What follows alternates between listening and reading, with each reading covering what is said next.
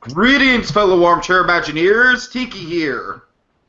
And AdvBlueDude. And Santa Claus. And Jacob Wile, too.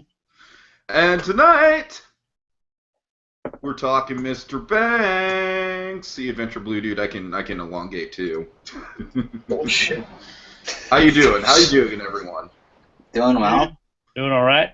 Right on, right on. So this is Disney by the Decade here on Talking Mr. Banks and the So You Won't Be an Imagineer YouTube channel. Here we are going through every Disney park, every decade of said Disney park by park, slowly but surely. We're on our second episode, Disneyland 1960s. We just did Disneyland in the 1950s a few days ago. Really fun time. We talked about how Disneyland has always kind of been driven by intellectual properties. In the 1950s, it was stuff like Davy Crockett and Sleeping Beauty and the Fantasyland films and stuff like that.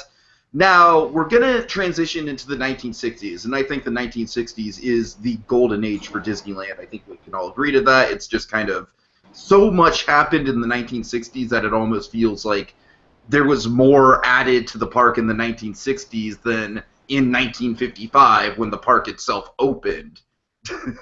It's like so much expansion, so many iconic attractions. I don't know where to begin, so I'm going to turn it over to Santa Claus because Santa Claus, this podcast is near and dear to my heart, but you're working on something that is near and dear to your heart. So what do you got? So I've recently been constructing a new video series on my channel, Santa Claus, called Michigan Mania, where I explore a bunch of great places in both in and out of Grand Rapids, Michigan, which is where I live, including Michigan's Adventure, which is a local theme park around here. Really great. It should be really exciting. It's all coming very soon to my channel, along with a bunch of other great stuff.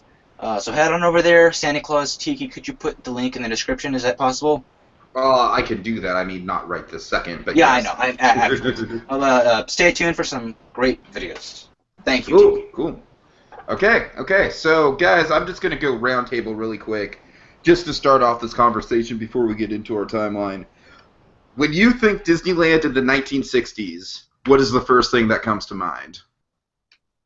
Pirates and Haunted Mansion, animatronics. Pick one of said things. Oh. Just one. Animatronics, because they have both. Audio-Animatronics, okay. Yes. AdvBlueDude? Tomorrowland. Good choice. Jacob? Haunted Mansion. Haunted Mansion. And for me, it's got to be the Enchanted Tiki Room, of course. So, right there, it's like we have audio-animatronics, we have the birth of audio-animatronics and that technology really developing through the 1964 World's Fair. We're going to get into all that. We're going to get into the Tiki Room. We're going to get into the two big iconic attractions, Pirates and Haunted Mansion, that opened this decade, Walt Disney's untimely passing, the evolution of Walt Disney's plans for Disney World before he died, and as AdvBlueDude said, probably the prime, Tomorrowland in its prime was the 1967 renovation, which we'll go over. So let's start, before any of that, let's kind of transition through January 1960, Mine Train Through Nature's Wonderland opens. Now, guys, this is kind of the cliffhanger we left out on the original podcast. Rainbow Caverns, the Rainbow Caverns Mine Train, closed in 1959. This opens a year later. This includes scenes from the True Life Adventure shorts, most notably Bear Country, Beaver Valley, basically scenes ripped straight out of the True Life Adventure shorts in Disneyland, kind of a little bit more sophisticated than the Jungle Cruise animatronics, not by much. We still weren't getting audio. We still weren't getting audio with the animatronics. But, of course, Dal McKinnon is voicing the narrator, voicing the conductor on this train, and he will return to do Big Thunder Mountain Railroad. Sandy, what do you think of Mine Train Through Nature's Wonderland?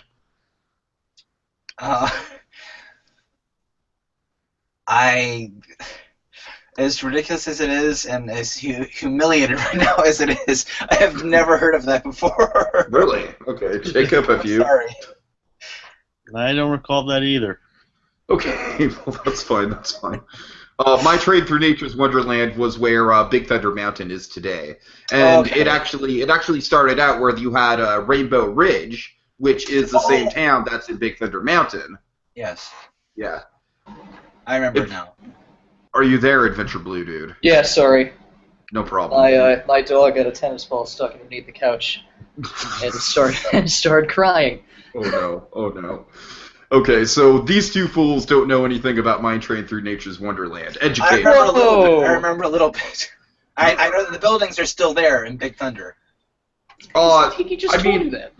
Well, no, he didn't say that, did he? Well, the buildings are technically reconstructed, but yeah, they are. They're. But they were only reconstructed a few years ago. Right. Yeah. Yeah. All right. Well, upon that, I don't know anything else really. It was like a train ride, right? Yeah, it was a really large scale train ride. Took up at least half of the entirety of Frontierland. Yes, I do recall this very well now. Actually. It actually kind of took up a good part of what Star Wars Land is actually going to be as well. Like not all of what Star Wars Land is going to be. But And they had animals you could see and cactus, and it was like a big Western thing, right? Yeah. It took up a lot of Frontierland. It took up Bear Country, what is now Critter Country.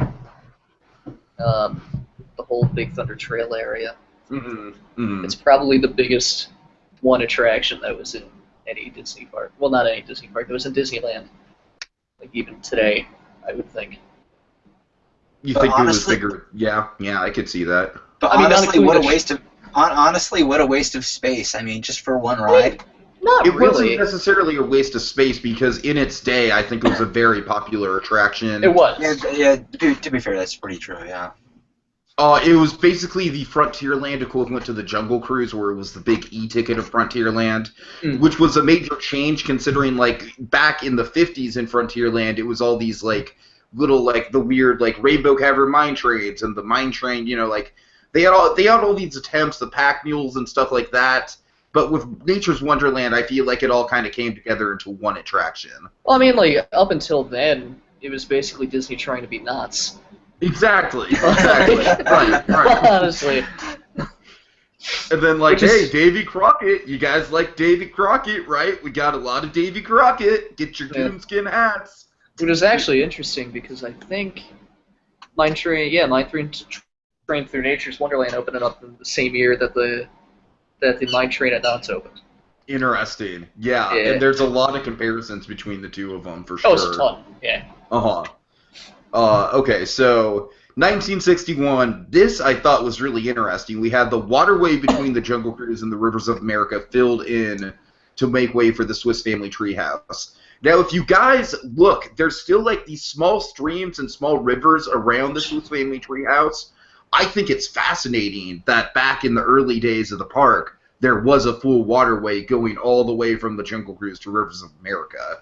That's something I didn't really know until looking into this research, and it's just kind of an interesting point to how, to kind of how the landscape of the park evolves over time. Because keep in mind, Adventureland transitioned right into Frontierland. There wasn't any New Orleans Square. There wasn't any Pirates of the Caribbean at the end of Adventureland. I don't know. Just an interesting little footnote there. Yeah, that's pretty interesting. Okay. Jacob? I was just saying, yeah, I was agreeing with you. Okay. April 1961, we have the 25th millionth guest. And then finally, November 18th, 1962, we have a big ol' expansion to Adventureland. We have the Swiss Family Treehouse, the Tahitian Terrace Restaurant, and the elephant bathing pool scene gets introduced to the Jungle Cruise at Walt Disney's personal request by Mark Davis to add humor to the Jungle Cruise. So let's kind of break this down one by one. Swiss Family Treehouse is still at Disney World, correct? Yes. I mean, I like Tarzan's Treehouse, but It's I'm pointless. still... Right now, yes. I mean, it doesn't add anything, though. It just has a baby that cries and turns into Tarzan's, yell, which is weird, super weird. I don't know if that's in the movie. I haven't seen it since it was in theaters, but that's super off-putting. And then there's just a few, full-scale, models of the characters. Where Swiss Family there's some real Treehouse... full-scale dioramas, Yeah. I mean, Swiss Family Treehouse is interesting because, even though nobody knows what the fuck Swiss Family Robinson was anymore, and I doubt anyone's seen it since the 70s, it's still interesting to watch. I have it in VHS. No, I was actually It's just just talking like- about this the other day with my mom, because she has some fond memories of Disney World, and I was telling her how they switched it out with Tarzan back when that came out, and she thought, well, I guess it makes sense, even though Swiss Family Robinsons is, that's a really great attraction. It makes sense why they would switch it out, because no one really knows what that is anymore. Yeah, I mean, in You- Swiss you Family know- Robinson.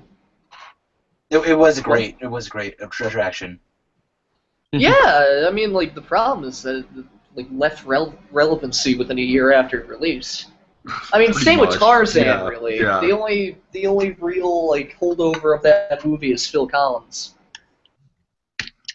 And I actually think Tarzan's a damn good movie. I want to go back and explore Tarzan and do some sort of retrospective on it. I haven't seen it in forever. I don't remember liking it, but I think that's because I really don't like Phil Collins. I mean, I'm not a big Phil Collins fan. I just think that I'm a big fan of Tarzan from the books, like the pulp literature of Tarzan. So, like, I'm into that stuff the same way you're into Jules Verne, the Edgar Rice Burroughs stuff. Yeah. So, anyways, Tahitian Terrace. I know Sandy and Jacob might not know what this is, correct? Yes. Yep. Evan, do you want to inform them? You're probably more learned in it than I am. Good point. The Tahitian Terrace was a Hawaiian-themed dinner restaurant show that was attached to the Tiki Room, but the Tiki Room was going to come a year later. And basically, the point of it, it's Aladdin's Oasis now. You would go in, they would have waterfalls, they would have really nice foliage and everything like that. It was really tucked away. And you can still go back in there, and they have the Cave of Wonders in there now, and you can still hear the humming of the Jungle Cruise boats and stuff like that. Actually, it was blocked off the last time we were there, so I apologize. You can't do it as of now. But, so we're going to transition with the Tahitian Terrace into the Tiki Room, but first, what do you guys think of the idea that the Jungle Book kind of slowly transitioned into being a more humorous ride with the bathing elephants? Jungle Cruise. Jungle Cruise, you're right, thank you. Jungle Book. I got the Jungle Book in Florida. They just have a book and they say, like, they mention the Jungle Book, and I don't know why I'm talking. I think it fits a lot better into Disneyland, especially like nowadays. It's definitely one of the best parts of the ride because it's such a great scene. Just like these huge animatronics, and it's funny and it's good. It's good. Yeah, it's good. Yeah, it really does fascinate me, the evolution of the Jungle Cruise, because even back in, like, 2007, they added the explosion to the trash camp, and they added the piranhas. AdvBlueDude, what do you think of the piranhas? I really like the piranhas. I forgot that they added that in. And I was surprised the first time, but I really like that scene. How does that work again? Like, how do you... Basically, the boats stop and the skipper stalls for like 15-20 seconds, and then they have piranhas that don't move, but they're on like a rotor, so like they're continuously coming in and out of water. Like, it's a really old effect. They have a ton of them, and they have like some small water jets coming up to make it look like they're biting and going apeshit. And it's just like a really simple effect. It's really cool. Okay, anyways, I just think like I said, I just think it's interesting how the Jungle Cruise slowly developed. So, the Tahitian Terrace was in place. Now let's talk about the big one, like, definitely the iconic one for me, Walt Disney's Enchanted Tiki Room. Opened June 23rd, 1963. Of course, this was in the original incarnation, it was going to be a Confucius-themed dinner theater show in its very original incarnation, where Confucius would like tell you your fortune and whatnot, and then that transitioned. Just an animatronic of Confucius. Yes, just an like animatronic very Confucius. monotonally like says his things. I could imagine him being voiced by Paul Frees. It's just really disruptive. Like nobody likes it, but that's the restaurant. Oh, God. I mean, as good as Confucius is, that'd be kind of boring. The idea then evolved to include the live birds, but then of course, much like Jungle Cruise, that was quickly scrapped because Walt, eating plus live birds over you equals not a good idea. I won't go any further than that. Oh, we can go further. But it's interesting because they still kept the animatronic birds. AdvBlueDude, did you know that the fountain is actually, like, it can still hold silverware and stuff? Yeah. That makes sense. It's big enough. So the fountain was actually going to be used as, like, I think it was also going to be like a soda fountain, maybe, or something like that. The fountain was definitely a center point at the restaurant. Of course, the restrooms are at the Tiki Room because of the restaurant thing, where the restrooms at the Tiki Room are kind of one of the best kept secrets of the Tiki Room because nobody knows about them for the most part. Anyways, so the Tiki Room went through really interesting development from a dinner show to an animatronic show, and now it's kind of a dinner show again because you can just take any food from anywhere in the park and just eat, and that's what I do. Really? Yeah. I thought it was just Dole Whips. Any food. I love that, like, Disneyland doesn't have, like, paper things to put food in. So I could bring in, like, a full, like, silverware set. And just have dinner at the Tiki Room. Pretty much. And that's my goal now. I had Bengal barbecue at the Tiki Room twice in my 3 days I was there. I'm gonna go get grapes. Cafe Orleans and get it to go. Just go to the Tiki Room. Hell yeah, that's what I'm saying. So what do you guys think about the evolution of the Tiki Room as a restaurant concept? It makes sense that it's not a restaurant. But it's kind of fascinating how it evolved back into a dinner show to a certain extent. Oh, yeah. Well, it's a good thing they didn't use live birds. Yeah. But let's just talk about the Tiki Room in general. I've already said my piece on it. I think the most brilliant thing about the Tiki Room is it basically feels like you're stepping into a silly symphony. It's got the structure of the silly symphony. It's got memorable characters right from the get-go. It's got conflict. It's got drama. It's got rising tension. It's got a happy ending. It's got multiple memorable songs. So just kind of go round table your thoughts on the Tiki Room. I guess I'll start. And Tiki, I know you're not going to be happy with me. Oh no! But Oh no! I'm sorry. I'm just not very familiar with this attraction. I'm not. I know Was it's it under new management most of the time you were at Disney World? Probably.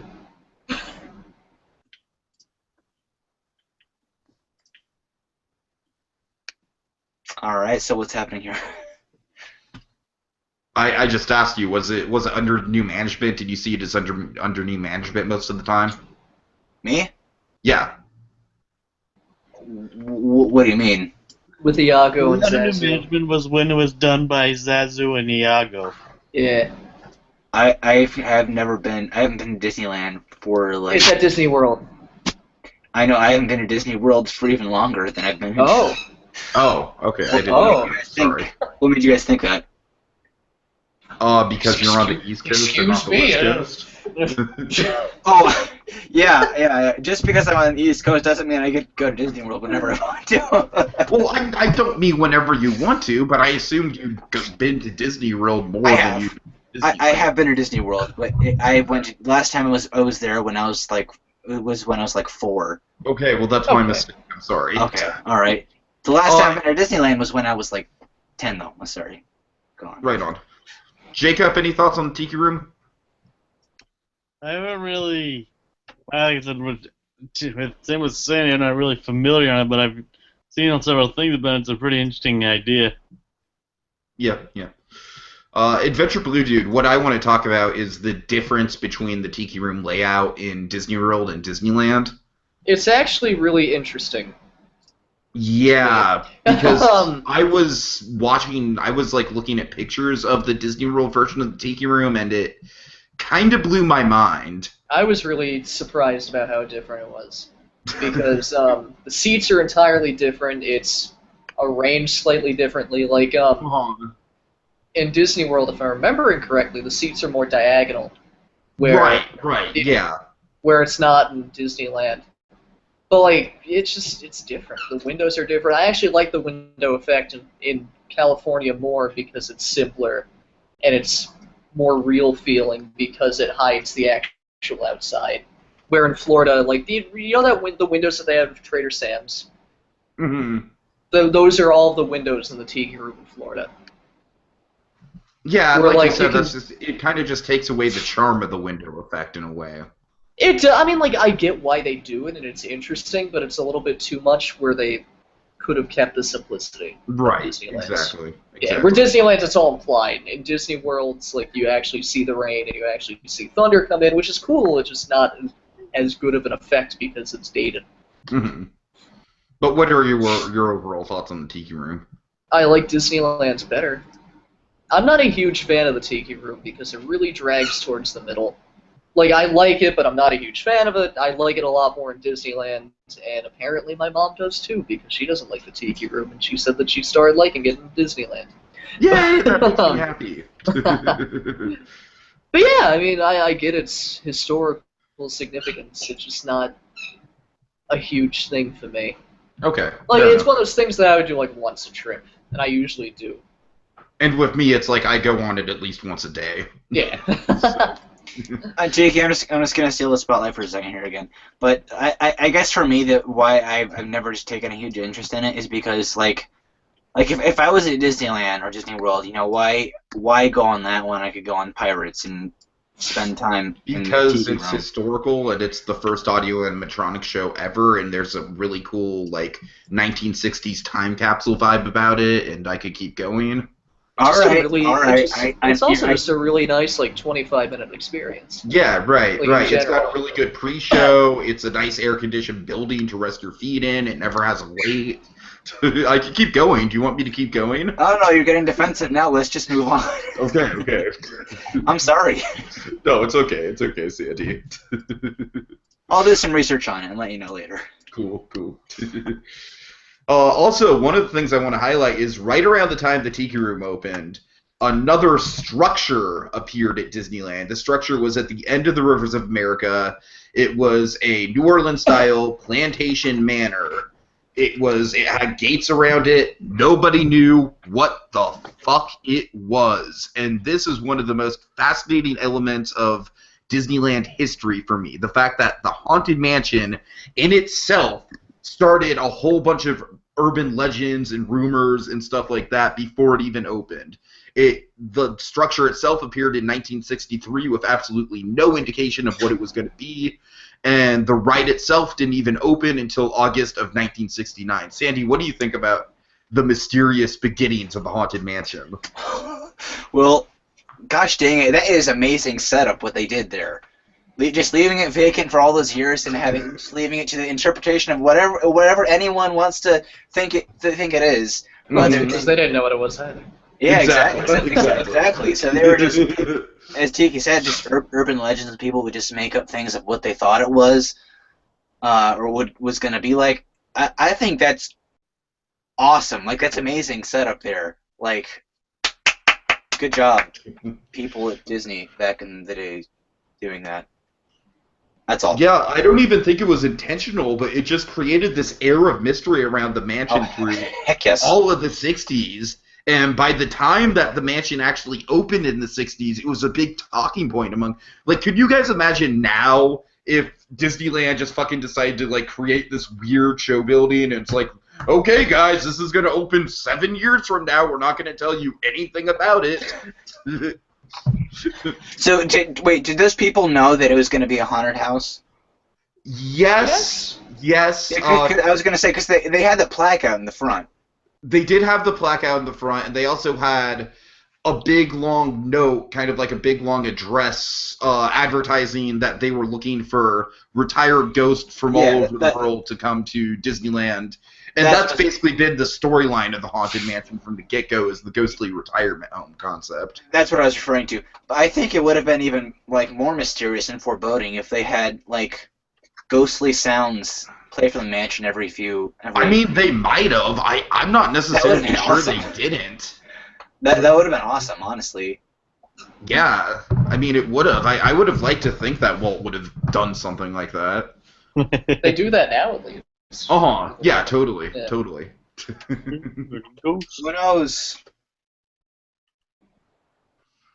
Okay, so following that, November 1963, here's a little interesting footnote. We're not going to get into the history of the Magic Kingdom and all that until we circle back around to it after we finish Disneyland, but I kind of feel like it's worth noting what Walt Disney himself was involved in his lifetime with the Magic Kingdom. So, November 1963, Walt Disney takes a tour of the Orlando swamps that will eventually become the future site of Walt Disney World. We're going to get into the swamps more later. It's just kind of like Walt Disney had one of the most brilliant and one of the most cunning real estate tactics in like the history of real estate exchange when it came to buying out the property for Disney World. But we'll get to that in a bit. But I just want to kind of take a footnote that November of 1963 was when Disney first saw the Orlando swamps, and eventually kind of that led to Disney World. Okay, so guys, this is like a desolate swampland. This would be perfect. I mean, pretty much. And the reason why it was perfect was A, it was remote. He could build anything he want. He could buy up a lot of land for not a lot of money, which we'll get into. We'll get into his shrewd business tactics there. But before we get into that, I want to highlight, let's get into pretty much the main event of the 1960s. The 1964 through 1965 New York World's Fair at Flushing Meadows. This was all put on by a man named Robert Moses, who was a big-time event planner, big-time in New York. He planned a whole bunch of events. He brought it all together, and Robert Moses was the main coordinator. Walt Disney was brought in for 4 different pavilions. He was brought in for Great Moments with Mr. Lincoln for the state of Illinois. He was brought in for the Carousel of Progress for General Electric. It's a Small World for Coca-Cola, and the Magic Skyway for Ford. So let's break this all down, guys, because these are 4 corporate-sponsored exhibits that became 4 of the most iconic Disney attractions of all time. Where do you guys want to start? Probably the Magic Skyway, because there's the least to talk about. Okay, fair enough. Sort of, just because there's not really anything surviving of it other than the whatchamacallit, the dinosaur diary. Yeah, the Primeval World. Yeah. Well, the Magic Skyway, one of the important things to note about the Magic Skyway was that it was the prototype for the People Mover system as well. Yep. Because it had, like, the Goodyear tires. Oh, no. Jacob, no! Goodbye, Jacob. Alright, hopefully he'll be back. It had the Goodyear tires that were on the track that would move the cars along. One of the really cool things I admire about the Ford's Magic Skyway was the exterior, where you'd have that glass hallway that the cars would drive down at the start of the ride, and I thought that was a really good kind of leading into the attraction. There he is. Welcome. Sorry, I don't know what happened. No problem. I don't know, AdvBlueDude, from what I understand, the Ford's Magic Skyway, like, some of it is vaguely Spaceship Earth-esque. Yeah, I mean, I don't remember what it was about exactly. I mean, there's caveman scenes.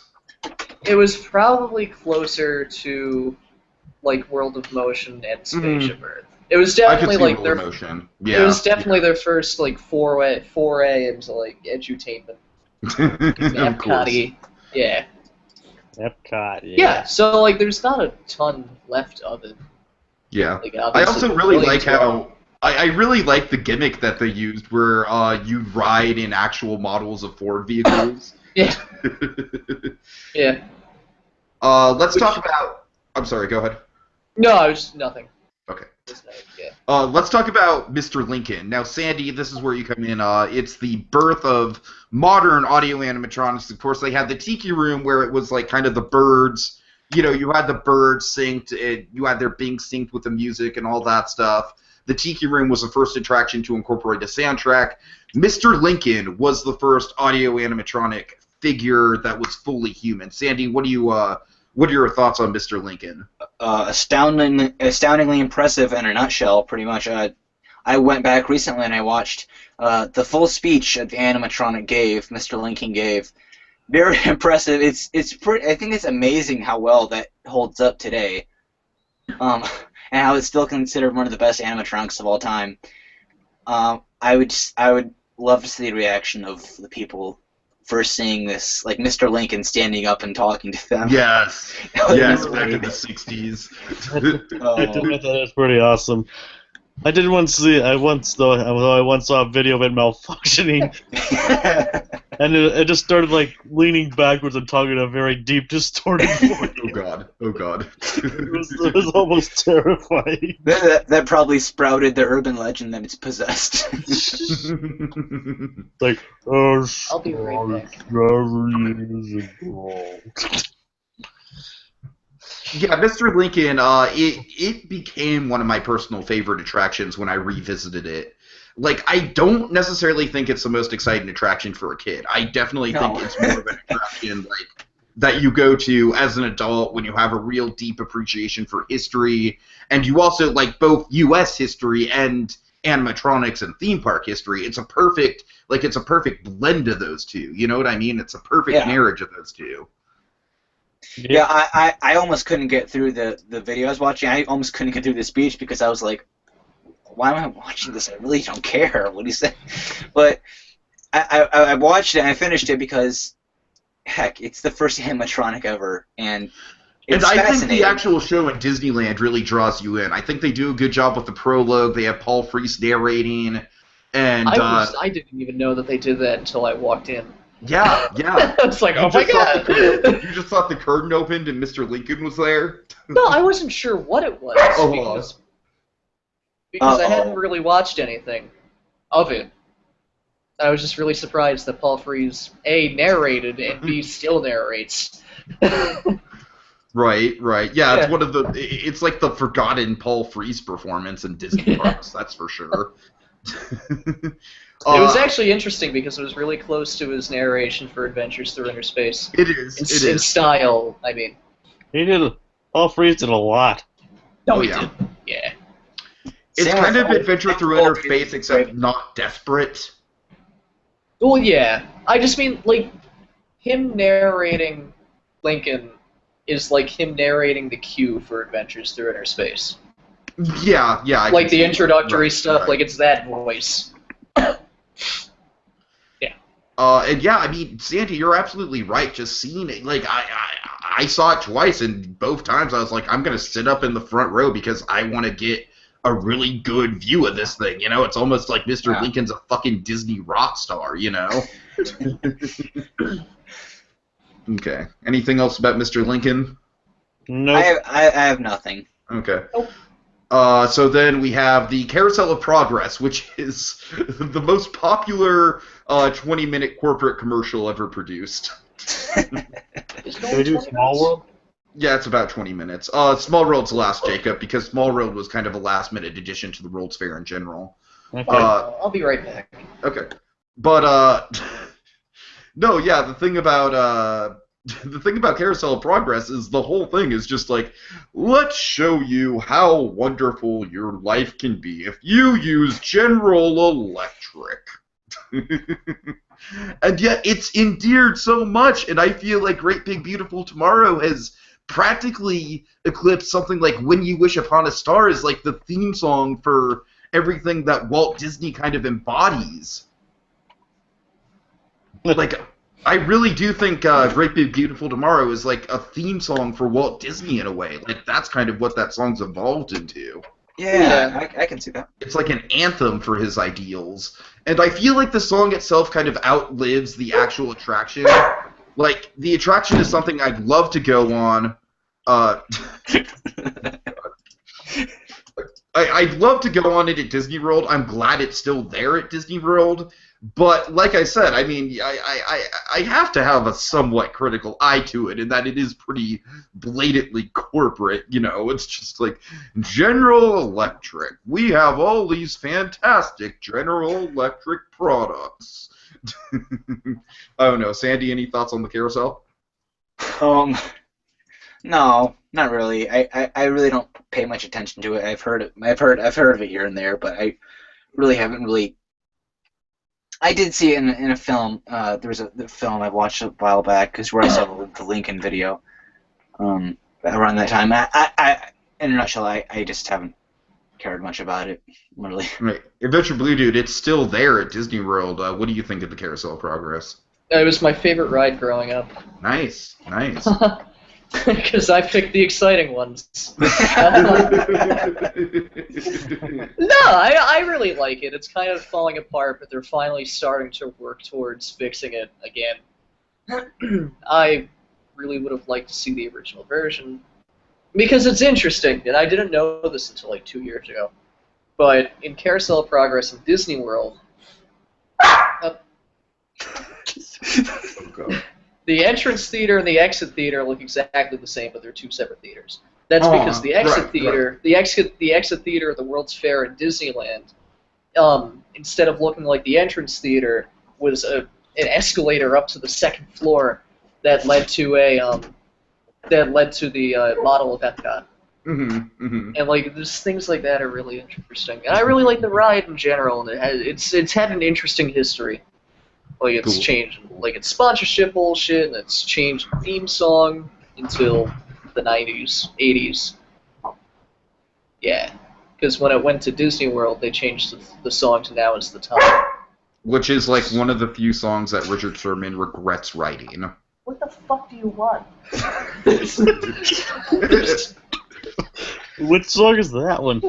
Now is the time, now is the best time, now is the best time of your life.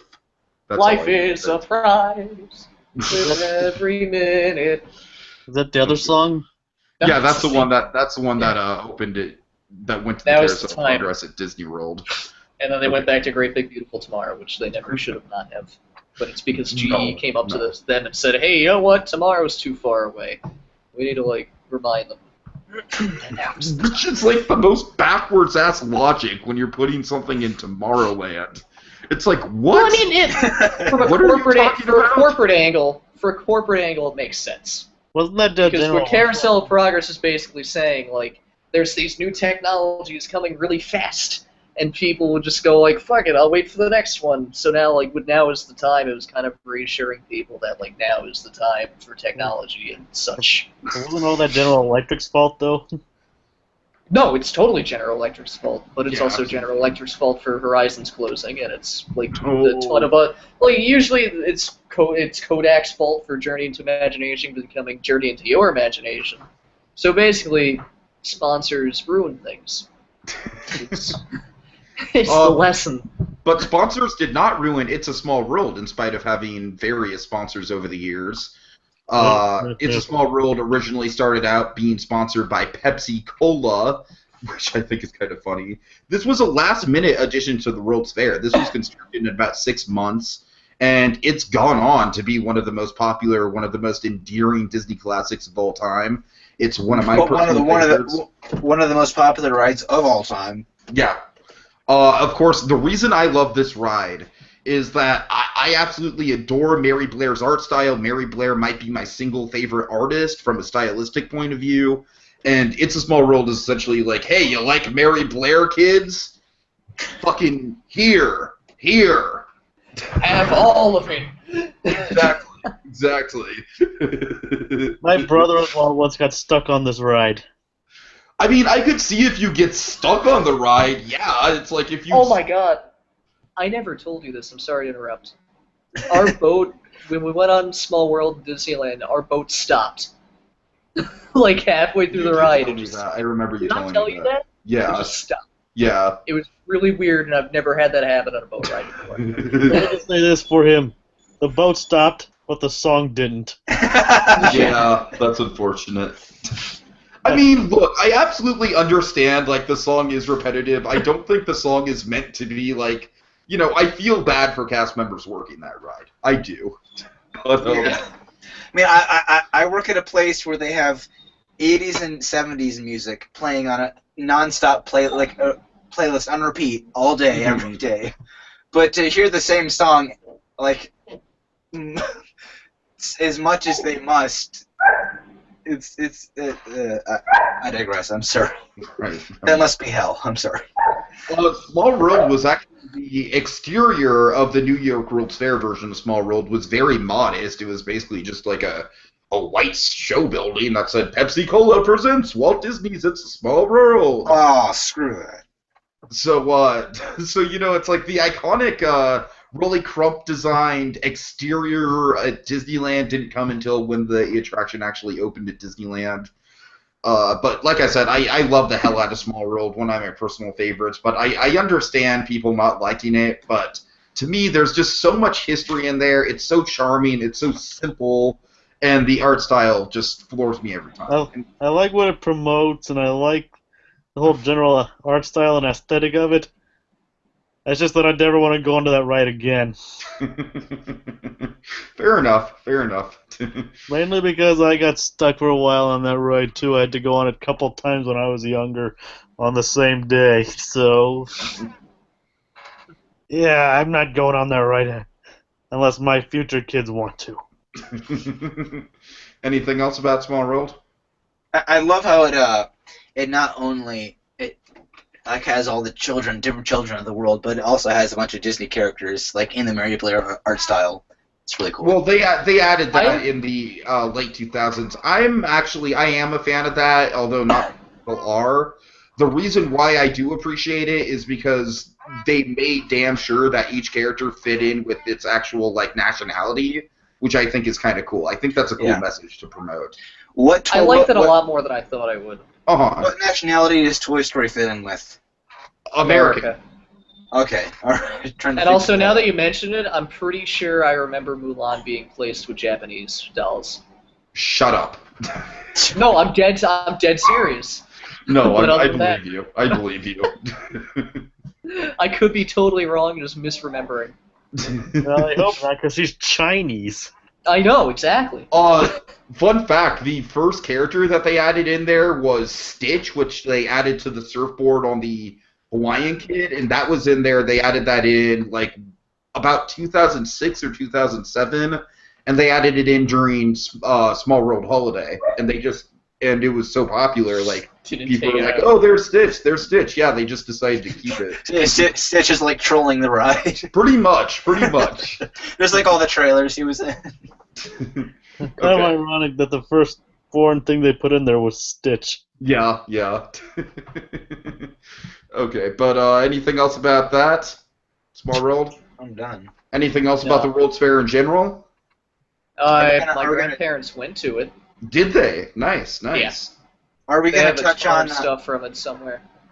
Are we going to touch on the Primeval World, or is that? Well, yeah. That was part of the Skyway. Oh, okay. Right. Yeah. Do you have anything to say about that? No, I just really love it. Okay. Cool. I still want to see it. I know. I felt so bad for you when we walked up the Autopia queue and there was that big billboard for it. I was like, oh. It's okay though, because we walked right on Autopia. That's true. And I didn't get kicked off this time. And we didn't walk right off of Autopia, that's for sure. I know. Well, that's because they put us in a line that had nobody on it. So we got to the end, we're just waiting because we can't go. Okay. So let's transition out of the World's Fair into May 20th, 1965. Now, Walt Disney had been quietly making false dummy companies buying up land in the Orlando area.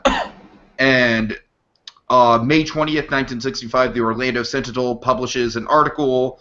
It's basically a rumored hearsay at this point, but it basically says, this is Disney's land. And so it confirms that the land in Florida is actually Walt Disney's land, because there was a lot of rumors rolling around about what this land was being used for. People thought Howard Hughes was buying it up, stuff like that. So it was kind of this mysterious Disney World property was kind of the talk of the town for a number of years in the 60s within Orlando. But the interesting thing about this is that as soon as it was announced that Disney was the one buying the land, the prices on the land skyrocketed. So what do you guys think of Disney's shrewd business strategy of kind of creating all the dummy companies and buying up land at a really cheap price. Cunning It son of a makes gun. total sense. Definitely smart. I mean, it shows you that Walt Disney definitely had like a, like a cunning side to him. He wasn't all just like Uncle Walt, sunshine and cheer. He was willing to kind of bend the rules to get ahead when it mattered. Okay. But yeah, I mean, like the strikes in the 40s. Well, yeah, exactly. 50s? We were just talking about that before. I made a. Never mind. It's nothing. He definitely was a smart businessman. Mm. Okay, so Roy Disney was kind of the smart businessman of the two. He was pretty. And I'm sure Roy Disney was probably had a lot to do with the way that went down. Yeah. Most likely too. They both worked well together for sure. Absolutely.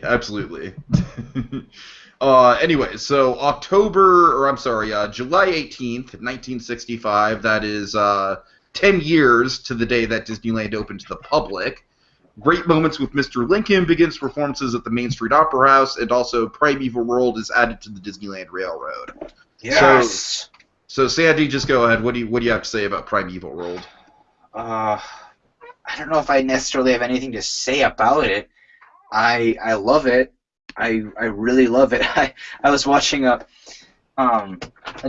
documentary on the making of like the Disneyland during the 60s, and it was showing like people's reactions to seeing these dinosaurs traveling down the highway on these flatbeds. right, yeah. That was hilarious. So it's really impressive, and I think it's a really good addition to the railroad. It's like Of course, it's almost like an early Jurassic Park. Yeah. Especially the Mysterious Island score with it tops it off totally.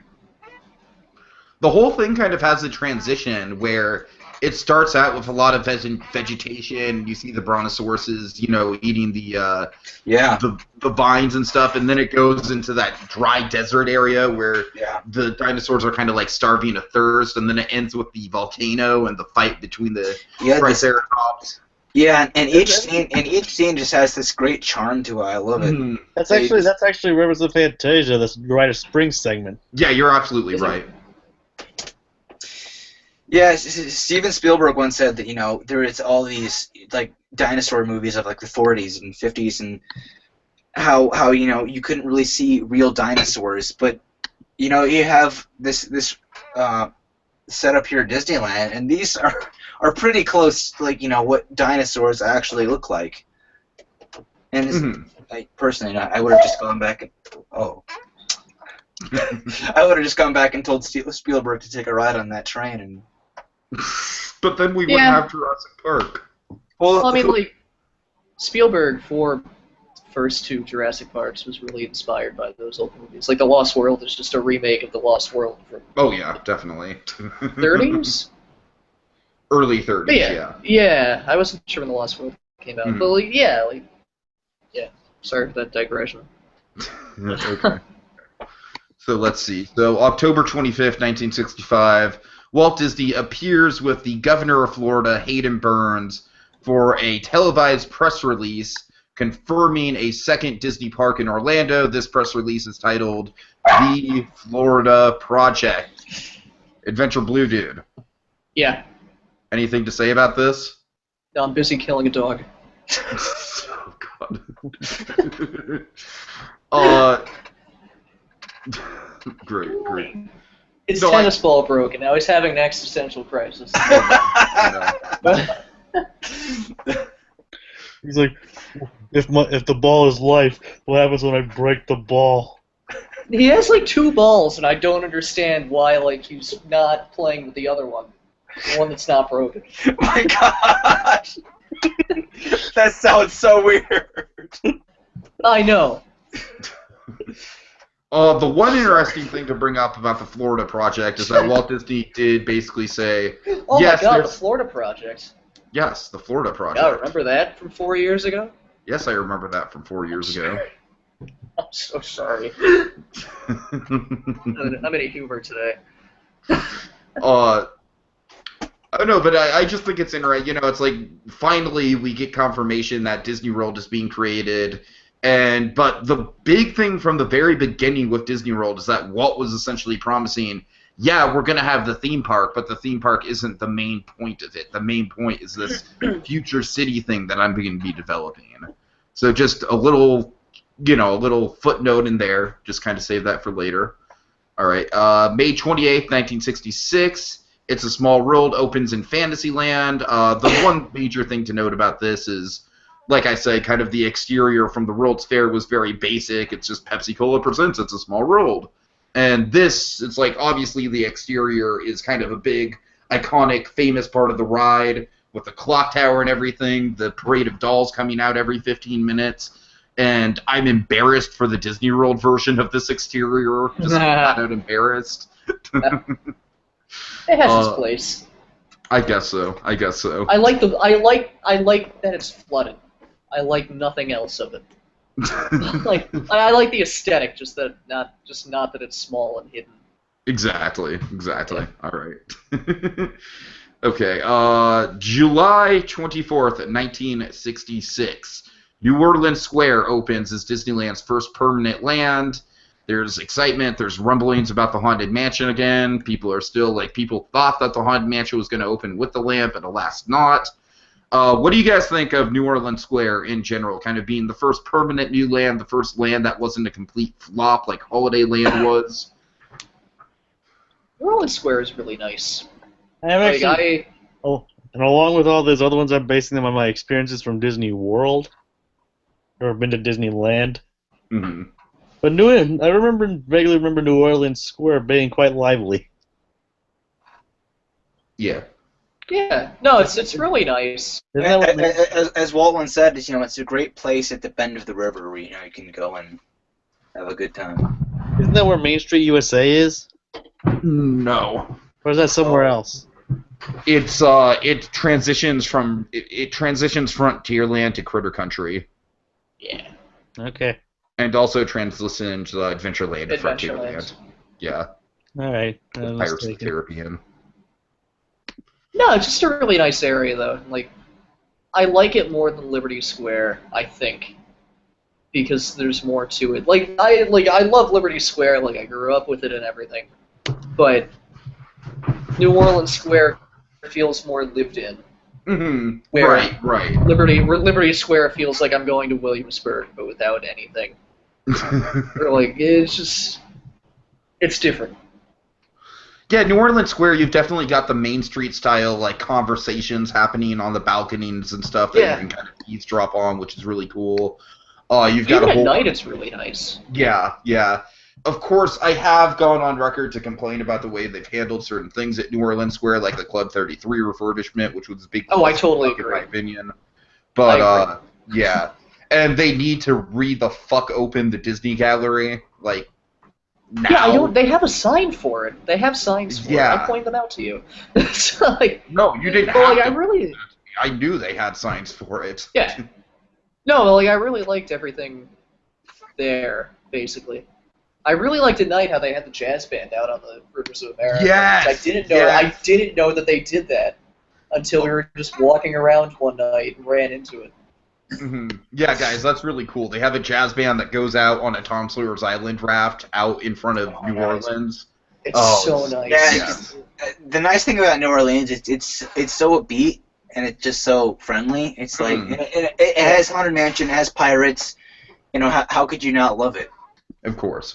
Honestly, I wish they would start doing that at Riverside. Right. The hotel. Right. They can't because it's a hotel. But just the image of that is really amazing. I walked by once and there was this one lone trombonist that was on the other side of the river from the raft who was playing along with the band who was on the raft. And I thought that was just really, really cool. I don't know. Was there a reason for it? I have no idea. Did you just miss the raft? I guess so. Oh, what do I do? But just the image of it, just the one lone trombonist playing out to the band on the rafts, it's just like, I don't know. And of course, amazing dining. I love the mint julep bar. I love the fritters. I like the mint juleps a lot more than I thought I would, because I didn't know what to expect, and it was actually really great. Yeah. And Cafe Orleans is the shit. I haven't eaten at Cafe Orleans in a long time. I need to go there again. Good. The crepe I got was absolutely amazing. Nice. I love crepes. Oh, it was so good. It was like braised beef, and I forget what else was in it, but it had like pearl onions and like a pea puree thing, which I didn't think I'd like, but it was really good with the crepe. Okay. So now it's time to kind of get into some serious business here. We have October 27th, 1966. The Epcot video was recorded by Walt Disney as a proof of concept for potential investors. Epcot, yeah. Yeah. This was recorded. Prototype community of tomorrow. This was recorded less than 2 months before Walt Disney died. You can see it. You can see him being very, very frail in the video. Which one is it? Just the Epcot video. Oh, yes. Remember, kids, don't smoke, please. Yes. Or if you do, don't chain smoke. Like Walt Disney did. Take it from me, the bad influence. I don't know. I think the Epcot film is one of the most haunting things that Disney's ever put out, just given the context of it. Given how excited Walt was for it, but how he was really weak, and he probably knew he wasn't going to live to see it through to its completion. Well, that Tiki, I don't know if you know this or not, but that's not that's not his final video appearance. Appearance on media. What was his final video appearance then? Because I always thought it was that. No, they actually I don't know. I don't think they recently. I think it's. I don't know. I'll see. It wasn't the Florida Project meeting, was it? No, the Florida Project meeting was in '65. I just watched it last night. They just they discovered that that's deep within the archives that that's not his final. Because Epcot for a long time was considered the final Walt Disney film. One sec. Go on. I'm gonna look it up in my history here. Okay. I don't know. AdvBlueDude, what are your thoughts on Epcot? Kind of the film. I haven't watched the whole film actually. Because it's I know I should. It's like 40 minutes long, and I frankly don't really feel like seeing the plans for a city. As cool as it is, I'm more into the park and what it became than what it originally was. Though I am, obviously I'm interested in what it was going to be. I had really great plans, and yeah. Yeah, I read a book called Walt and the Promise of Progress City, which kind of was a very, very detailed description of what Walt had in mind for each individual section of Epcot. Who wrote that? It was Sam Land. Yeah, he wrote for Mice Chat. Yeah, Sam Land for Mice Chat. Yeah. Ezra, any look? Yes. I don't know what it's called, but it says Walt Disney's last filmed appearance in 1966. It was filmed on the 27th of October. Yeah, that's Epcot. Wait, no. No, I one second. I'll send you the link here. I'm sorry. How dare you refute me, Sandy? Epcot was October 27th, 1966. I'm sorry. I'm posting the link in the chat here. I'm sorry. I'm very sorry. Well, it's just if you're wrong, then I don't want it to be a lingering thing. This isn't the Epcot film. I'm not sure where that came from there. I'll be the judge of that. 27th October 1966, which is the same day as the Epcot video. What am I doing here? All right, Tiki. Well, Tiki, watch the video for yourself and come up with your own conclusion, because it's definitely a different video. Maybe it was just filmed around the same time. Yeah, you're right. It is a different video because in the Epcot video, he's got the backdrop of the backdrop of the giant Epcot lot the whole time. That's weird. Because the description says that it was. I know what this is. I know what this is. Holy shit! This is really weird. What's wrong? This is something. No, nothing's wrong. It's just this is something that Walt Disney filmed. It was basically like directions to the board at the Disney Studios to tell them what to do in the event of his passing. Ah, Wow, that's even more haunting. Yeah, that's really haunting. I've read about that. Yeah. That's very creepy. It was never released to the public. Epcot was really? released to the public. I figured that would have got a TV special. Yeah, I can see why they wouldn't in my case of my death. I can see why they wouldn't release that. Right. Tonight on ABC, a special announcement from Walt Disney. Okay, so guys, there's no easy way to go through this, so let's just kind of cross this bridge. December 15th, 1966, unfortunately, Walt Disney passes away at the age of 65, leaving behind him the legacy of Disneyland, the legacy of the Disney Company. It basically leaves the Epcot plans kind of in the dust. It basically destroys any plans for Epcot, any of the future city plans. And I remember so many testimonials from people in various Disneyland documentaries who were there the day that he died, and like seeing the flag on Main Street get lowered and stuff like that. It just felt like it was such a monumentous occasion that just shook the entire fabric of the studio, shook the world, shook the country, shook the park. So there was a lot of question whether or not the park could even survive in the wake of Disney's death. Disneyland had been such a product of Walt Disney. He had put so much of his own personal effort and his own personal enthusiasm and imagination into it. So what do you guys think of this kind of footnote in the history where the man himself kind of passes away? Definitely not a happy moment, not at all. Obviously not. And definitely not quite. We also shouldn't ignore that he also left behind his wife and kids as well. Of course. Definitely not quite a happy ending either. I mean, He died of lung cancer. Yeah, exactly. Not exactly a happy ending as you would have wanted. Yeah, one can't deny his legacy. One can only wonder what he would have done if he would have lived even just a few more years. Yeah. If he would have lived 10 more years, I think Epcot would have seen itself to completion. Probably, but the question is, would it have endured? I think it could have. I definitely think it could have, given the concepts. I'm iffy. Really? It's very presumptuous that investors would invest, which they would, but also I think they absolutely it's a huge goddamn city, and like, would they really get the population that it needs? Oh, I think they could easily get the population if they had the publicity for it, if they advertised it and everything like that. I mean, Disney was on top of the world. They were, but it's still like a lot of questions. Like even if that, like the stars aligned and that happened, like what would happen 15 years down the line when they're essentially living in like this weird pseudo-communist city? Oh dear. Okay, but fortunately, Walt Disney, he never got the chance to see Pirates of the Caribbean for himself. But so that actually led people to believe that he haunted it. Yes. But it was very close to completion when he died.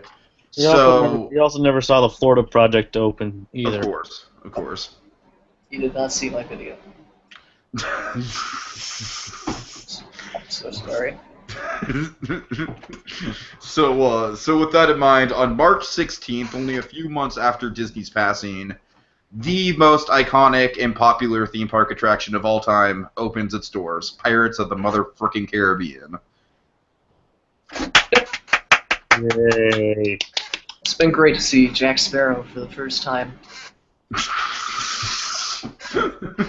I don't think Jack Sparrow's as overwhelming to the attraction as I thought he was initially. He's more overwhelming in Florida, because Okay. Florida doesn't have the grotto. That's because without the grotto, it's basically just like Jack Sparrow, Jack Sparrow. Exactly. Jack Like Sparrow. you go around, you leave load. There's Davy Jones. You go down one tunnel. There's mermaids. You go around, go down the hill, and suddenly Barbossa and Jack Sparrow everywhere. Mhm. It's Captain Jack Sparrow. Yeah. I mean, obviously, this changed the game for everything. This is the pinnacle of Disney theme parks. I don't think there's ever going to be an attraction that's going to top this, just in terms of public popularity. And like when you think Disneyland, the first thing most people think of is, oh yeah, Pirates of the Caribbean. It's an absolute landmark of the park. It's got a ton of historical value to it. I love the atmosphere to it. Obviously it's way better in Disney World than in Disneyland than it is in Disney World. Yeah. When I went to the Disney World one, it was almost the same as the one in Disneyland. No, it's not. No, it's not. Not even close. When I went to it, it was the same thing. Like there wasn't based on any new movies or anything. Well, AdvBlueDude, you want to explain? So the one in Florida, basically, what happened was when Disney World opened, it didn't have Pirates of the Caribbean. What they intended to do was do Western River Expedition instead of Pirates, but that's a complete other story. Basically, people complained, asked for Pirates, so they did like a best of Pirates of the Caribbean thing in a smaller plot of land, and basically what it was is the same ride, but they cut like 3/4 of the grotto, they cut a drop, and they cut the Blue Bayou scenes, and they changed the very end of the ride. Mm-hmm. So, Pirates in California is like 16 minutes long, I think. Maybe 17. Pirates in Florida is about 8. So, it's like, it takes out a lot, and it loses a lot, obviously, because of that. I'm honestly looking forward to going on the one at Disney World just to see how bad it truly is. Just to see how It's not jarring bad. it truly is. It wasn't It's bad at all. not bad, it's just different. I need to Like, go to, Pirates in Florida is By still that one of my logic- favorite rides. by that logic, I need to go to the one. By that logic, I need to go to the one at Disneyland and see how bad that is. No. The one at Disneyland's not bad. The I Tower of Terror at Disneyland's bad. I was just saying, Yeah. I was just going by his logic, your logic, Tiki. My logic, I mean, Jacob, my logic is that the ride is like twice as long, so yeah, obviously it's better. You could argue that the one in Disney World is bad, but it's not. It's just different. It's shorter, and it falls short because of that. Different and shorter, but if you've never been on it, you can't really say it's bad. Well, I'm sorry. It's irrelevant. Let's Yeah. just keep. Yeah. we can save this for debate. Yes. So I just don't like Man. when people say things are bad before they even try it. Well, I mean, I'm sorry, Jacob. I didn't mean to offend you. I mean, All right. Well, you didn't offend me. I'm just saying. Guys, it's irrelevant. Yeah. Let's talk about Disney. Because that's what we do with our life. What's next? July 2nd, 1967. Carousel Progress, Rocket Jets, People Mover, Tiki, take it away. AdvBlueDude. This is Yeah. this is your favorite element of Disneyland in the '60s, the '60s renovation of Yes. of Tomorrowland. Yeah. With the world on the move. This is when Disneyland got interesting, and we got the monorail song. Actually, that's a lie. We got that a lot earlier. But I like the monorail song.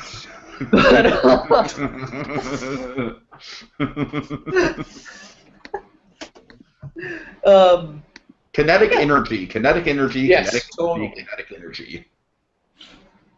Between the People Mover and Autopia and the monorail, I mean, half the stuff that I'm mentioning are things that People are Mover, before Autopia, 1967. Monorail, Rocket Jet, Skyway, Subs, Yep. Autopia. Just a kinetic wonder. And don't forget Midget Autopia. Right next to the Aunt Jemima Pancake House. Yes. Oh yeah, oh yeah. No, 1967 Tomorrowland is incredible, and I wish I would have gotten to experience it for myself. Yeah. I mean, you have the Carousel of Progress there, which Carousel of Progress only lasted at Disneyland for about 10 years or so. Not even. Yeah, right, Because right. I'm pretty sure they got America Sings in for the bicentennial. They did, you're right. So I think Carousel of Progress closed in 74. And then, of course, America Sings. American Sings was good. I like American Sings. We'll talk about it. It was Mark Davis, wasn't it? 70s. Yeah. Yeah. Isn't that tied in with the death of what's her name? Yes, it is. Didn't they close it for a time after that? Yeah, they did. Okay. Was it? Is it gone? It's gone now, though, right? It's Innoventions now. Well, no, it's not. Now it's the Star Wars Launch Bay, which was actually really disappointing because the Star Wars Launch Bay in MGM is actually pretty cool, but the one in Disneyland has nothing. I was actually really surprised. I didn't get a chance to even go in it. It's just a white stage, right? No. No? No, it's like a whole exhibit thing. Yeah. Yeah. It's cool. Like, the launch bay? Yeah, it's just like a whole exhibit. Okay. So they have a lot of the ILM models. They have some costumes. Oh, okay. I know you're talking about the launch bay. I'm sorry. They have a really empty Mos Eisley cantina. Do they really? Yeah. Well, they wanted to put in a counter service restaurant, but the budget didn't happen. So they instead built a counter service restaurant, but none of the amenities needed for a counter service restaurant. So there's just an empty room themed to a counter service restaurant. Come on, Disney. You have the money. But the People Movers is one of the most brilliant things that Disney's ever done. I wish to God it was still there. Yeah. When I went on the Astro Orbiter, I noticed there was a ton of lights on the People Mover track. I assume that's for Disney Forever. It might be. I assumed it was for Star Wars or Season of the Force, whatever the fuck. But what would they use it for, Seasons of the Force? I assume that they had some projections, but I honestly don't know. I never saw any projections in Tomorrowland. It could be for the fireworks then, but I don't know. It didn't look like they were pointed towards Main Street. I was thinking maybe the castle. It didn't look like they were pointing towards those either. enough. Or maybe I'm just thinking of Disney World where there's a lot. Actually, no, that would make less sense because trees hide the castle in Disneyland. It's a mystery. Shrubs hide the castle in Disneyland. Seriously, Disneyland just needs to get their act together with Tomorrowland. It's a fucking mess. It's a mess. And Tomorrowland 1967 was a perfect example of how to do Tomorrowland right. It wasn't necessarily futuristic. It was more so like, hey, look at all this cool shit we have today. But honestly, I think that made for the best incarnation of Tomorrowland, ironically enough. I don't know. It's like it was... Well, yeah, but it was more kind of like a retro future thing. Like even... It was kind of like the retro future of the 1960s. You know what I mean? It was like the 1960s interpretation of the future in the 30s or something. I don't know. Well, I mean, it was very Jetson-y. Yeah, right, exactly. Like it was a lot more stark and white, but like design-wise, it was very sharp. It was very like jagged. Very kinetic. And I think it definitely changed the landscape of the park. And like I said, it's kind of a shame that Tomorrowland is in such a state of disrepair. It will, when we get to the 90s, folks. When we get to the 90s, we'll have some fun things to say about Tomorrowland, that's for sure. Yes. Oh boy. Oh, the rocket rods. Oh, the rocket rods. Let's see. I loved the rocket jets when they were on the People Mover, and I wish they'd put them back. Oh, they're great when they're still on top. Yes, I know. I wrote that in March. No, I didn't. That's a lie. I wrote that last May. And Astro Orbiter is like, I appreciate Astro Orbiter for what it is, but it causes a gigantic bottleneck, which is so not cool. I personally look at it more as like a decoration than a ride. I mean, yeah. It's still a huge bottleneck. It's a giant bottleneck. That whole main drag of Tomorrowland is just awful. Uh-huh.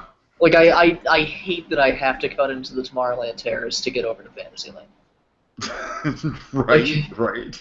Or the Galactic Grill, whatever it's called. Uh-huh. Is it Tomorrowland Terrace? You know what I'm talking about, though. I think it's still Tomorrowland Terrace. I'm not... I couldn't remember what it's called. Everything is a different name. Actually, We're I cosmic think races. right now it's technically the Jedi Training Academy. Well, yeah, but that's not what the restaurant's called. Right. Yeah. Anyways, anything else to say about the World on the Move? Nope. They did cool things. Okay. So then I guess the last thing to talk about is August of 1969, the Haunted Mansion opens at Disneyland after all the speculation, all the rumors. What are you doing? You skipped the most important thing. Adventure Through Inner Space and Tomorrowland. I did skip Adventure Through Inner Space. I apologize. Dang it, Tiki. Adventure Through Inner Space. Okay. This is the most fascinating of the Yesterland attractions for me. It was one of the first attractions that relied almost entirely on projections to tell the story. It relied on miniatures and projections, which I think was a really state-of-the-art thing. Paul Frees, this is my favorite Paul Frees performance because of how he starts off very professional, but as the ride goes on, he gets more and more and more desperate. I think that's a super cool thing about his performance. Just overall, a fascinating Yesterland attraction, and if I had to pick any Yesterland attraction to come back, it would honestly probably be this. It'd still be relevant. It would be. I mean, yeah, obviously not right. if it was exactly the same, but yeah. I mean, think of how much they could do with projection mapping technology in this ride now. Oh yeah. Yeah. I mean, not even that. Just think what they could do with sets now. Right. Yeah. And ride system. Totally. Yeah. Yeah, I think it was really ahead of its time. Of course, one of the things that Adventure Through Inner Space was known for in the cast member side of things was it was the ride that most people would try and do drugs on for some reason. I think I know that reason. To get high. Well, yeah, because it's a psychedelic ride. But having said that, I think that's the reason. I think it's fucking stupid to try and get high on an omnimover. All things. Yeah, it's kind of a bad. Of all things, an omnimover ride is like not a great idea. Why? Because there's going to be people like seeing you from all angles at all times on an omnimover. Not all times. But still, I mean, there's going to be like with an omnimover ride, it's When they're facing forward, you can't see into that. Okay, yeah, when they're facing forward, that's a very limited amount of the time. Yeah, that's why I take baby hits. I mean, you're not going to bring, like, a bong in. It's probably just like... Oh, God. Well, I don't... Why are we talking about this? Because I want to smoke on an Omnimover. And I'm figuring out the logistics. Oh, my goodness. Okay. So yes, Adventures Through Inner Space, stoner capital of Disneyland. Pretty much. I mean, yes, pretty much. Grad Night, it would become infamous for people trying to... there's no classy way to say it. People would try and break into that ride and have sex on it at Grad Night. Why the frick would of all rides? Why? Because it's dark and slow. Exactly. And it shakes at the beginning. Whoa. Yeah. Alright, let's get to the Haunted Mansion. Let's get to the Haunted Mansion where hopefully people are not trying to have, like... Oh, no, trust me, they were there too. I think it's a lot more limited in the Haunted Mansion. I don't know. But, there are probably some pretty good-looking ghosts in there. It didn't shake as much. Oh, gosh. Okay. So Haunted Mansion, yeah. That opens. Yes. So this is where we're going to stop for the decade, guys. Anything to say? No, I mean obviously we're going to talk about Haunted Mansion. I'm just saying, like, this is the last spot. This is the last major event of the '60s. August 1969. Actually, is that true? What do you guys have to say about Haunted Mansion? It's a marvel. I think it's my favorite, like, one of my favorite rides in Disneyland. You know, as you can see from my my avatar on YouTube. Right. Probably one of my favorite rides there, definitely. I think I like Disney World's better. It's the only one I've been on. Yeah. I honestly cannot get enough of the behind the scenes of how that was made. I watch it over and over again. Welcome, foolish. There's actually a really great book on it. Yeah, I have that book. I think my grandfather has it. I have one for Pirates by the same person, Jason. Right. I love Haunted Mansion so much, and I love collecting things so much from things that I love, but I don't think I have one Haunted Mansion collectible. It's because they're so expensive. Yeah, exactly. Unless you get like a plush. Screw that. Yeah. One of these days we should talk about like the hidden stories inside the Haunted Mansion. Oh, we could we could easily do a whole podcast about that. On the history of the Haunted Mansion. Yes. Like the story, I mean, just the story inside, like not the history necessarily, but like the characters and everything inside. Sure. Yeah, I think it's great. I think it's great how Haunted Mansion evolved from this simple, really simple walk-through attraction to this really big, grand, amazing show with all these great effects, these great new effects that really dazzled people at the time and continue to dazzle people. I think it's amazing. I still think that Haunted Mansion is the best sound design of any Disney attraction. Sound design, you said? Yeah. Like it's the only ride that I've ever been on where I can go in. Like when you're going through the graveyard, each character in that scene has its own voice and you can point it out. Yeah, exactly. And it's coming from that character. Exactly. Like it's not just like it's there. Like you can tell that it's coming from this animatronic. Mm. And other rides don't do that. Pirates does it to an extent, but like in a different way and to a lesser extent. My favorite part of that is probably the ballroom scene. Oh yeah. Yeah, there's just so much going on there, and all the characters. I mean, they're not just sheet ghosts. They're like Pickwick or Ezra or Gus or the Hatbox Ghost or Leota. Yeah, Leota. Constance Hatchaway. Of course. I mean, all the ballroom ghosts and graveyard ghosts. Yeah, I mean, every freaking character in that almost feels like it has its own personality, has its own identity, has its own... Yeah, that's because they do.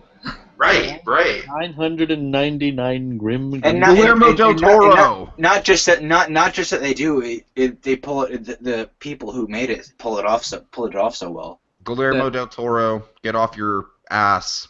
Honestly, it's not that he's on his ass. It's that he's like so far not on his ass that he has like 50,000 other projects that he's also working on. Right. Conan did like a tour of his house with him. And he has like a whole Haunted Mansion room. It's like you love it so much. Hatbox Ghost mold. Yeah, dude. And it's the old Hatbox Ghost, so he like got a mold of the old Hatbox Ghost. That's amazing. Come on, Guillermo. Like I commented on that video. I said I am so freaking jealous of this guy. I love that he has wax figures of both H.P. Lovecraft and Edgar Allan Poe, and they're just there. And also Hatbox Ghost. Yeah. Okay, but just imagine, guys. Like I think one of the things that's interesting about Haunted Mansion is this kind of just goes to show the evolving trends in theme parks is that it opened in August. Like, it opened at the end of the summer. I think that's kind of an interesting little footnote with it. I remember on the Extinct Attractions Club documentary, if you guys watched that, there's... Oh, heck yes. Yeah. Yeah. So you know what I'm talking about, like the guy who went there and it was like he went to the park and there was no one in line for the Haunted Mansion, so he walked right up and he didn't know what to expect. I mean, just imagine having an experience like that, like a completely fresh experience. Like, and of course, nowadays, one of the things that bothers me about the Haunted Mansion is that every time I go in there, people are fucking quoting it, and people are, like, loudly quoting it to themselves, and I'm just sort of like, shut up. Honestly.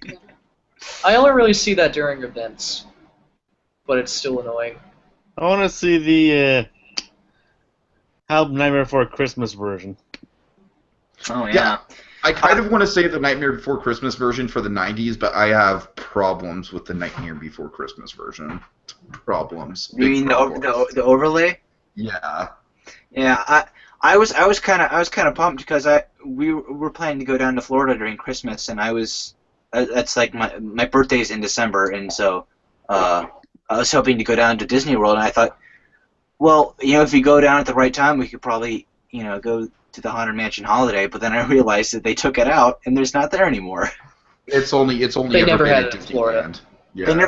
They had it at Florida. No, No, I they don't think didn't. so. Nope. They didn't? Nope. Nope. Oh. It was only in California. And Tokyo. In Tokyo. In Tokyo. Yeah, Well, I my, forgot my, about my Tokyo. sources are jacked up then. Yeah, I don't know why they haven't tried bringing it to Florida, but they never have. Because I heard on it was like a Facebook post that they had it in Florida. It was so popular in Disneyland, they brought it to Florida. They made duplicates of everything, but then people were upset because they were traveling from far and wide just to see the Haunted Mansion when they couldn't because the overlay. So they shipped everything to Tokyo. But I guess that's a jacked up. That's half right. That's half right.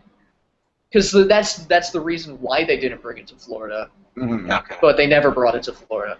All right, that makes sense then. And also, that's the exact reason why I'm upset about it to begin with, is that it opens in fucking September. And so, like, oh my god, yeah. And so for a good quarter of the year, it's like all Christmas themed, and it's like They should totally push it to October. But yeah, it makes I'm like it makes sense that they do it there because it's more of a locals park. I guess so. It's just like And think about it. It takes imagine sending all that stuff up every year. You don't want to just set it up for a couple months and then take it down. But that's what bothers me about it to begin with. I just think they shouldn't do it. It's getting a little bit too overblown. You know what I'm curious about, though? I'm curious about how they incorporate Hatbox Ghost into it this year. How did they incorporate him last year? They didn't, because this is the first year that they've had him. Because remember, Hatbox Ghost resurfaced after Haunted Mansion Holiday this year. That was last year he came up. Oh, you're right. No, he came in last May. Yeah, he's been around for a while now. You're right. I'm sorry. Yeah, he's been around for like a little over a year. Yeah, this previous December he was so worth it. He just had like some Christmas ornaments on his hat or some kind of. Fair enough. It makes sense that they wouldn't do a lot because people want to see him. Of course. Because he's so in the legends. Do you guys kind of want to end with Hatbox Ghost? Kind of just, I feel like that's a good place to end. Because I think it's interesting just in general, the urban legends that we heard, not just before the Haunted Mansion opened, but after it opened. There were a lot of reports of, like, this ride, like, fucking killed people because it was so scary it gave them heart attacks. Like, stuff like that, you know. I remember my grandma would tell me that kind of stuff as a kid, and that, you know, it's like, it really circulated, you know, the early days of the Haunted Mansion. Like all the effects are practical, and that just steps it up to, like, a new level. Like, all these things are, like, they're really there in front of you. And like the pop-up ghosts, like they're really there. They're not like projections or something. And I guess realism. I guess I don't know. That's exactly why it didn't work the first time. No, I'm not talking about the Hatbox Ghost. I just mean like. Oh, okay. Like the portraits in the Chamber of Doors. Like those are all real. Most of them are all real. Like models that they took pictures of. Mostly using practical effects and optical illusions to make them work. Yeah, and it's kind of course, Pepper's Ghost was very prominent in the Haunted Mansion. Pepper's Ghost was a magician's trick that had been around since the 1800s. Yeah. Yep. And those eyes, do they have? I forget. Do they have eyes that follow you? I think they. They do. In Florida, they do. That's actually like an old. They do at Disneyland, but the effect isn't that great. It's actually an effect to where they're right before you board the Doom buggies. They're right before they're right in between the portrait hallway and then like the final turnaround to the Doom buggies. Oh, are you talking about the busts? Yeah, I'm talking about the busts. Oh, yeah. In Florida, they have it where after the endless staircase scene, there's like a wall of eyes that fades into the wallpaper. Oh, okay. I'm sorry. Yeah. That's not what I'm talking about. The portrait eyes that follow you. That's actually based on a technique where it's like. Or like painted on a certain way where they don't actually move, but it actually looks like they're following you no matter what. I think that's the way the busts work. Yeah. No, the bust is a curved like glass sheet. Is it? Okay. Yeah. Or actually, it might not be. It might be like a concave mold. Mm. Because they're like I thought that it was the curved sheet, but when we were there, like a few weeks ago. It looked like it was a concave mold that since it like bends in when you go around it looks like it's 3D and it's following you. Right, I actually yeah. discovered that technique watching a documentary on Game It. Hmm. They used that for like a haunted level, and they like similar to the level in Haunted Mansion. Yeah. Mm. But, so what are you guys' thoughts on just kind of the mythology surrounding the Hatbox Ghost, how it was there for such a brief amount of time, and, like, for a long time, nobody knew what it was, and then it kind of slowly resurfaced. People slowly started talking about it. It became kind of like an in-the-know thing. Like, I remember back in the day, fucking Club 33 was, like, a little-known secret, and then Club 33, like, exploded, and, you know, like, and it was in Yeah, like every... the Hatbox Ghost was like the icon for the Haunted Mansion, like way before he Well, that's- resurfaced. Well, I was gonna say that, like, if they didn't start putting the Haunted Mansion in, like, in products and, like, various, like, ads, he probably never would have come back or had the following that he did. Right, yeah. Because he was, like, the one very prominently featured character in Haunted Mansion merchandise that had no place in the ride. And then, of course, there was that famous picture of him, like Yale Gracie operating him. Oh yeah. And then famous pictures of him kind of like in the Disney vaults. And so, yeah, just definitely a really, really interesting piece of Disney lore. And then of course that ancient video of on opening day of one of the people riding by on Dune Buggy recording. Right. There was also a couple other things that were in the early incarnations of the Haunted Mansion I want to go over, just to kind of end it out on. There was actually a giant spider in the queue room, in the Doom Buggy room, right before you boarded. Oh. There was like a giant spider in a spider web, and apparently it looked really hokey. And also, do you guys know about the Black Knight? Oh yeah. Yeah. Okay, cool.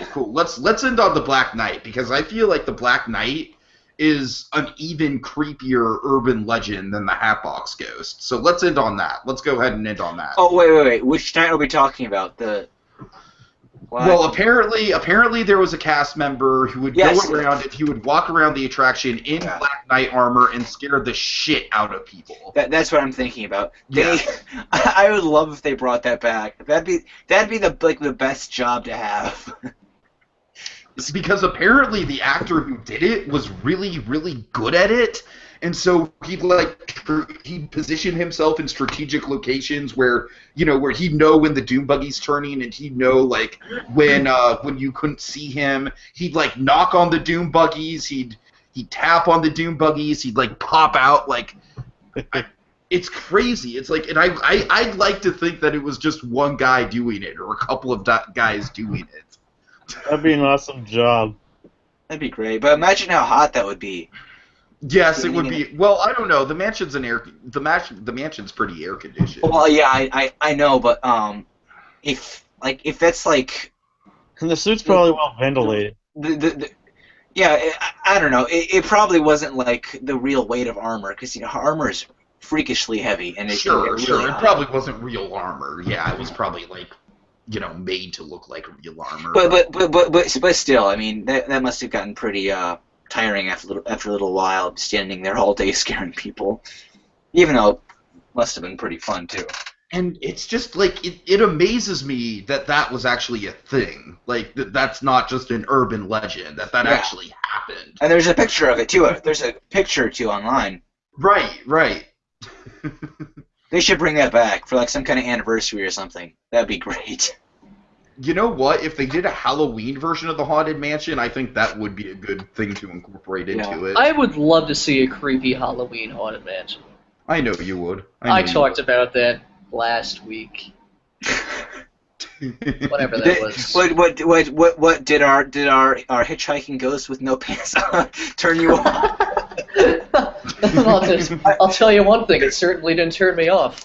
I'll tell you what. I saw that on there at the last second. I was like, what is that? What am I looking at? Is he a pumpkin? Because that was not my idea. Well, no, like is he wearing pants? the main thing I talked about was that I wish it went darker. But that's like Yeah. That's a conversation for a different day. Sure. Yeah. Sure. They should do. No. I'm gonna hold back what I'm about to say because they should not do a creepy Halloween overlay because they already have a bunch of the large portion of the year taken up with the Christmas overlay. Oh, I'm no, saying they should absolutely. just get rid of the Christmas overlay and do a creepy Halloween overlay, or do a creepy Halloween. Maybe they should switch. Like 1 year they do this, 1 year they do that. I would actually be down for that. Yeah, they could do that. Yeah, that'd be pretty cool. But anyways, honestly, like people are complaining about the Black Knight, being too scary for guests. Like that's what a haunted mansion is. Like you don't go in there to the little ooh, like Yeah, you know. but I get the complaints. I guess if you're like some old frail woman who's scared of anything that pops out at you, I mean, not even kids. that. It's like having like an actor. I guess we'll never know what like heights that actor took it to. Well, yeah. People. I mean, we only have stories, so yeah. You know. If only that guy was like still alive and did an interview, like the guy who played the Black Knight. I'm sure he's still alive, but I don't think. Yeah, it was only the 80s. I don't think anyone knows where he is now, though. Right. If you're watching this Black Knight, come out and tell us. And not the We all love Martin you. Lawrence Black Knight. Not that Black Knight. What now? What Black Knight? Not the Martin Lawrence Black Knight. And not the Scooby-Doo Black Knight. No, or the Scooby-Doo Black Knight. Or Aunt Jemima. Okay, guys. You just call Aunt Jemima Black Knight? Oh, Is the turn we're taking tonight? anything else to say about the Haunted Mansion? Oh, we will always love it. Oh yeah, of course. It'll stay around forever. Long after we pass on into the other realm, we might even inhabit it one day. We can only dream, right? Okay, guys. We'll become us foolish mortals will become one of the grim grinning ghosts. Okay, guys. So thanks so much for joining us on this podcast. I think this was a little more off the cusp than the 1950s one was, so I apologize. The 60s were a wild time. The 60s were a wild time. God damn it! The summer of love. Yeah, I have to say this podcast was a lot more energetic than the previous one. Okay, well that's good. I mean, I'm trying to keep these podcasts professional. Like that's my main goal for these is professionalism. This was pretty professional. I thought this was really actually pretty fun. Okay, this one. Cool. So next time on the 1970s, we've got a lot of stuff to talk about there. We've got the opening of Space Mountain and Thunder Mountain. We've got how Disney World kind of affected Disneyland. And a whole bunch of other stuff, so stay tuned for that. And yeah, Aunt Jemima haunted in the Haunted Mansion. They need to add an Aunt Jemima ghost to the Haunted Mansion because Aunt Jemima is a running joke in this podcast.